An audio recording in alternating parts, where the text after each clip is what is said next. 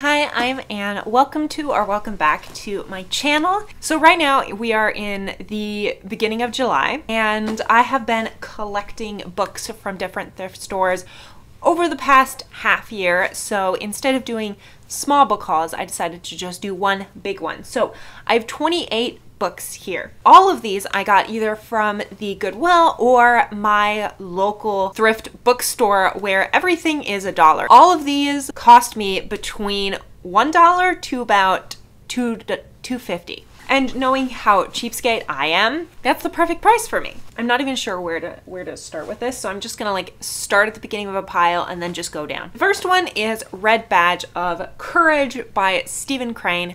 This story tells of, I believe, a young man's experiences during the Civil War. It's a great classic and one I've been wanting to read for a long time. The next book is one that I've read excerpts of, and I think I've read like a section of it because it's on my Goodreads saying I read it, but I don't think I read the full thing, and that is the Bhagavad Gita. I don't know if I'm pronouncing it wrong. It is a historical Hindu text. It includes quite a lot about their different gods and goddesses and Lord Krishna and all those things. And this one I was specifically excited to get because this specific translation was translated by the descendant of the unbroken chain all the way back to Krishna. So I feel like if there's one translation I could get, it would be by this guy, because not only does he know a lot about this, but he also is the descendant, I guess, elected descendant of Lord Krishna himself. So the next book is one I was really excited to find because I grew up loving this movie from like the 90s or something, and it was called The Secrets of NIMH. And it's about this mouse that finds out that her husband was actually an intelligent mouse that was experimented on along with these other mice and these rats in this place called NIMH, this like scientific facility, and it made them super ultra smart.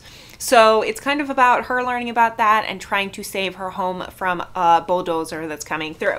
So I found the book that it was based on, Mrs. Frisby and the Rats of NIMH by Robert C. O'Brien. I was really excited to find this because I actually recently added it to my TBR because I grew up loving the movie, and I don't know like how similar the book is to the movie, but because it's based on it, I was like, well, I definitely want to read it. The next book, and expect a bunch of older books in here too, not just like classics, but also older publications. This one is The Rising Sun, The Decline and Fall of the Japanese Empire, and it's from 1936 to 1945. So it follows the war years in World War II. It's by John Tolland. And I saw the cover and I just saw the side and I was like, this looks gorgeous. So it's pretty much war in the Pacific. Looking at how it brought to the decline of Japan. So yeah, super interesting, especially how they started in 1936, because if you didn't know, the Japanese started like invading, well, Manchuria was even earlier, but they started invading China in 1936, but Manchuria was like several years earlier. So it's interesting how they chose those dates. Anyway, big history book.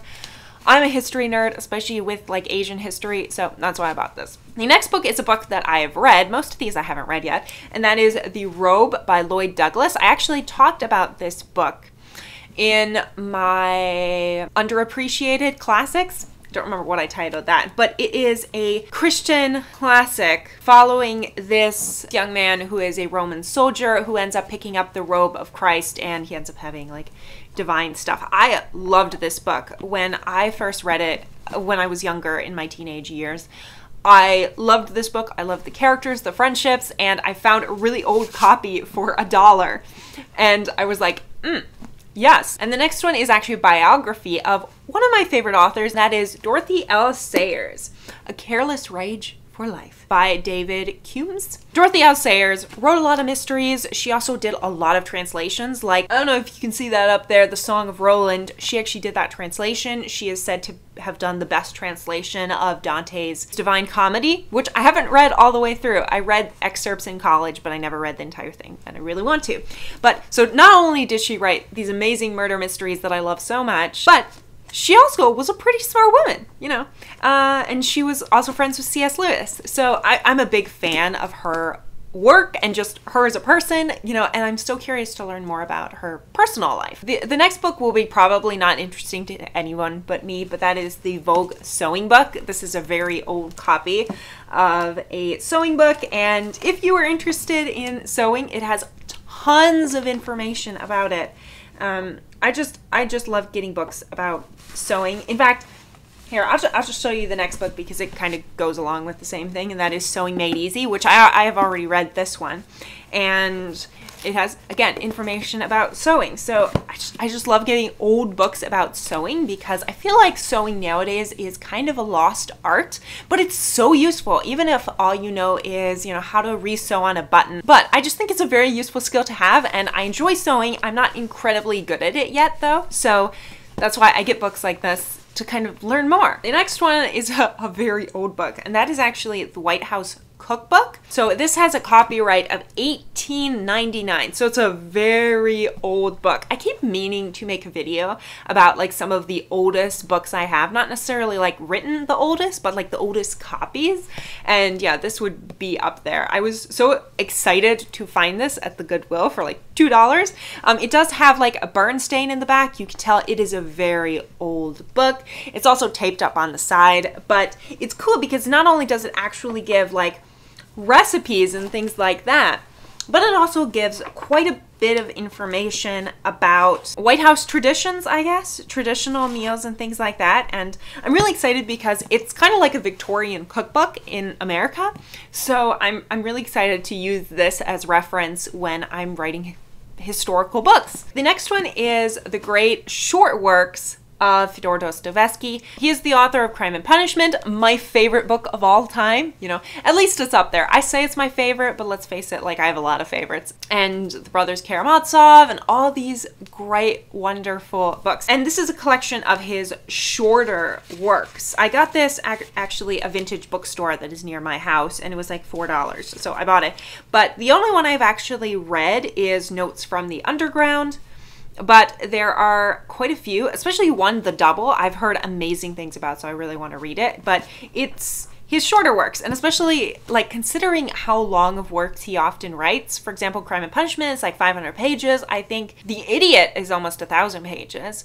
And The Brothers Karamazov is like 600 pages or something like that. He writes long books. So I feel like this is a good way to like digest more of his works, but in smaller formats, so I don't get super overwhelmed easily. The next book is another history book, and that is, I assume this was originally from a library because it has a sticker, and this is The History of Russia by George Vernadsky. So this particular copy was published in 1959. It goes through all the history of Russia from, though it does seem to focus more on, I would consider, modern history of Russia. Vernadsky is or was a professor at Yale University. I doubt he is anymore because this is in the 50s. I'm sure he's dead. Yeah, I was really excited to find this book because I took a class on Russia last semester, and I'm taking another class this semester where I'm going to be reading War and Peace, which will be fun. As part of that, I've just been curious to read more books about Russia, so I got this one. The next book is another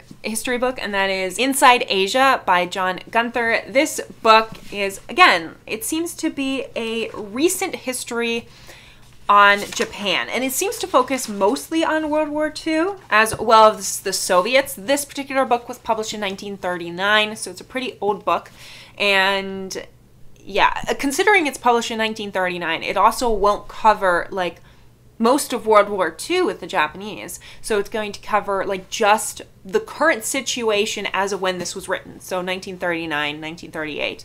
So yeah, interested to read that. The next book is actually a collection of 3 books, and I was tempted to get a lot more, but I decided to stop it, and that is a collection of Wilkie Collins books. I saw these books and I was like, these are beautiful, and they had a whole bunch of Wilkie Collins books. He is the author of The Woman in White, and it's one of my favorite Gothic, I'm not sure how you would categorize it, mystery, Gothic. Wilkie Collins is also the author of The Moonstone, which is considered the first detective novel of all time, which is pretty cool. But yeah, so this one is the 2 parts of The Moonstone, part 1 and part 2, and The Haunted Hotel, which I've heard amazing things about. They had a bunch more of his here, and I was so tempted to just get all of them, but then I was like, Don't be ridiculous, Anne. Like, you just want them because they're pretty. Okay.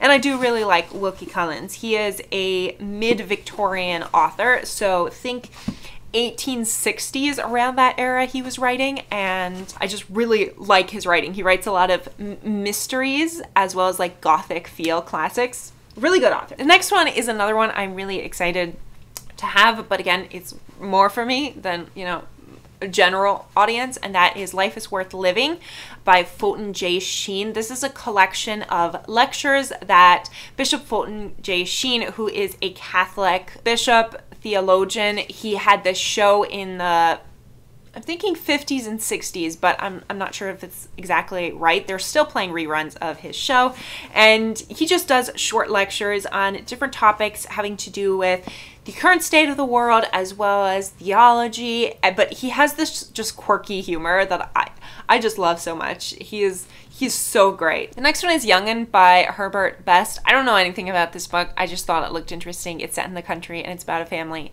So yeah, I got it.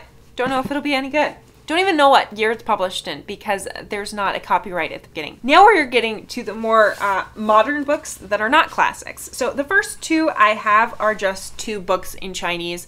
I want to practice my Chinese more. This one is more adult Chinese, so a lot harder to read. But this one was really cool because it is a cookbook in Chinese, and I'm really excited to have it because it's going to help with my vocabulary with words about cooking, words about food. So I thought that was useful. The next one is Nanjing Requiem by Ha Jin. So it sounds very similar to The Rape of Nanking in that it documents the horrific incidents of the Rape of Nanking, which, if you didn't know history, during World War II, 1937, the Japanese invaded China and they started moving south. And when they came to Nanjing, which is one of the biggest cities in China, or was at the time, they did this like 30-day or around, it was a very long day, entire rape, decimation, brutally murdering so many people within the city. The only place that was left mostly untouched was the International District. That was a walled district of the city where the foreigners lived, and Japanese really didn't want to mess with them that much because if you did that, you'd start a war with like France and Britain and America, and well, that didn't work out for the Japanese in the long run, but in the short run. So a lot of like Chinese people hid in the International District. Pretty horrific incident if you read about it. Iris Chang's The Rape of Nanking, best book to cover it, but it's pretty graphic.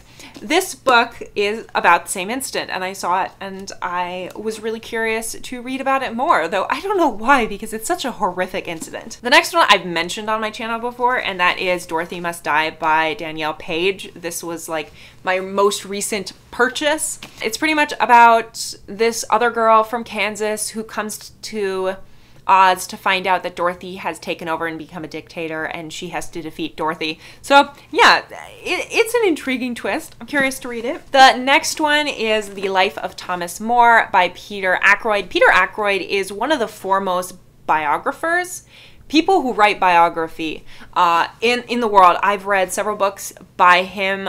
He did an amazing biography for Shakespeare, which I highly recommend.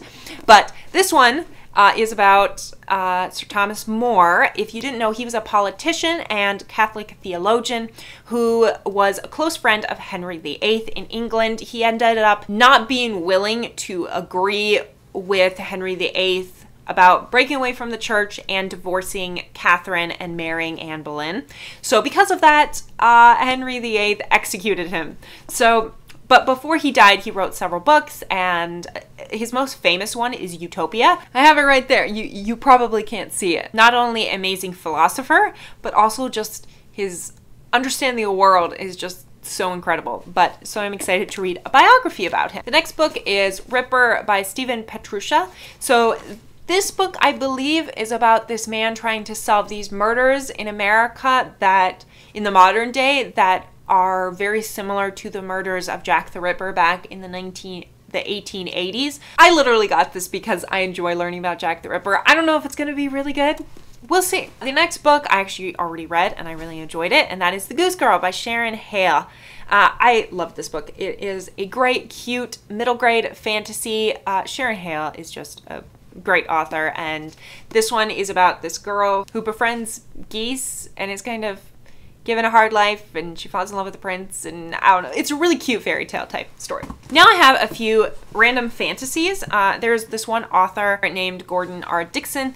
I've only read one of his books, and that is Hour of the Horde. My dad owned an old copy of that book, and I love that book. So I found a few of his other books at my dollar book swap, and they had quite a few of his, but I didn't want to get all of them because I was like, well, what if the Hour of the Horde is like the only one I really like out of his?